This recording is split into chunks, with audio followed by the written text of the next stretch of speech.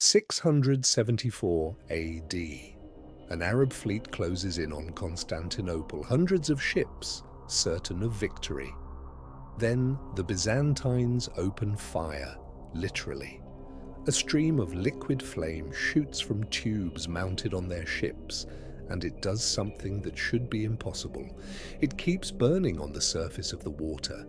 Enemy sailors can't outrun it, can't extinguish it, can't even fully understand what's happening to them. The weapon wins the battle. It will go on to save the empire at least twice more. And 1300 years later, we still don't know exactly what it was. The weapon first appears in the historical record in 672 AD, credited to a Byzantine engineer named Callinicos, a refugee from Syria who arrived in Constantinople with, according to the chronicles, a formula that would change naval warfare forever. The empire was desperate. Arab armies had already swallowed huge stretches of Byzantine territory, and Constantinople itself was under direct threat for the first time. What Callinicos brought them was a liquid that could be pumped through bronze tubes, ignited, and projected onto enemy ships, fire that clung to wood, to sails, to skin, and that water didn't put out. It didn't just burn, it burned wrong. For the next few centuries, Greek fire became the Byzantine Empire's most closely guarded state secret. It saved Constantinople from Arab sieges in 674 and again in 717. Sieges that, had they succeeded, might have changed the entire course of European history. The formula was reportedly known to only a handful of people at any time, treated as being of divine origin, a gift entrusted to the emperors alone.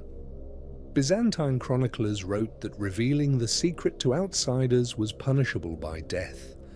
And then, sometime around the 13th century, as the empire weakened and Constantinople's control fractured, the knowledge of how to make it simply stopped being passed on.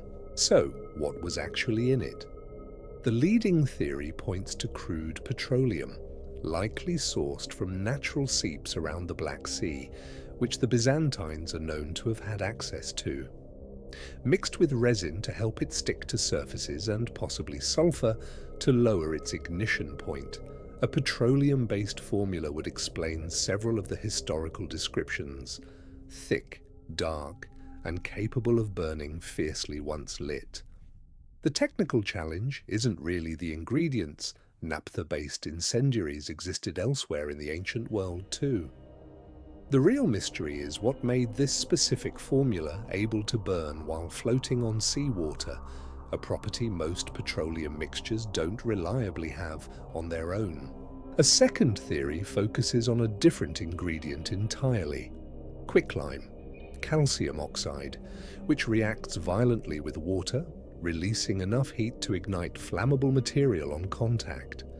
If quicklime was part of the mixture, that would elegantly explain the property that made Greek fire so terrifying in the first place. Contact with water wasn't what put it out. Contact with water was what set it off.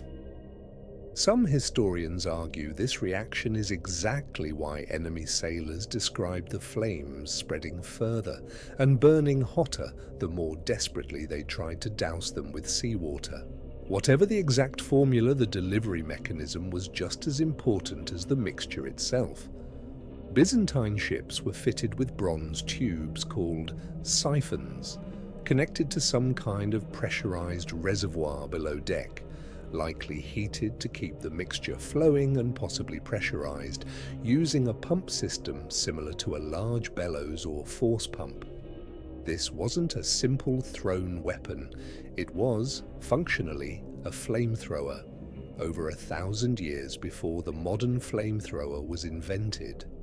Byzantine texts describe the flame being directed with real precision, aimed at specific targets rather than just sprayed indiscriminately, which suggests a genuinely engineered delivery system not an improvised weapon.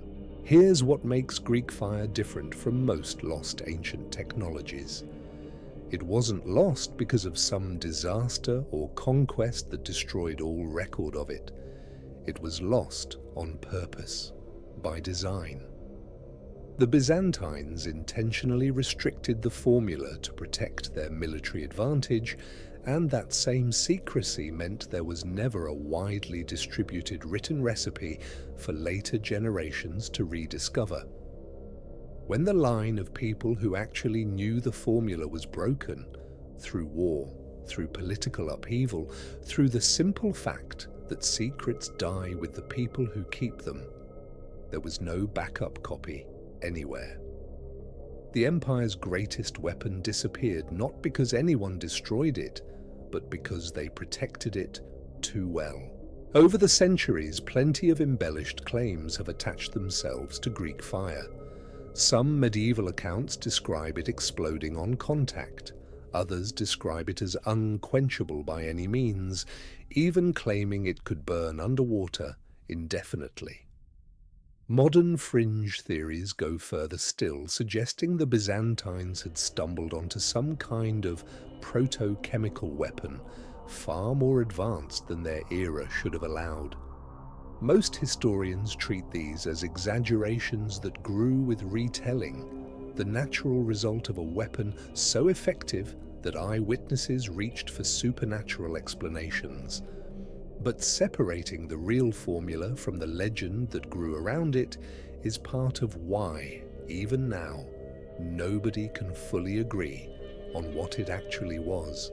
Modern researchers have tried repeatedly to reverse engineer Greek fire using period-plausible ingredients, and several reconstructions using crude oil, pine resin, and quicklime have successfully produced a mixture that ignites on contact with water and burns persistently on its surface.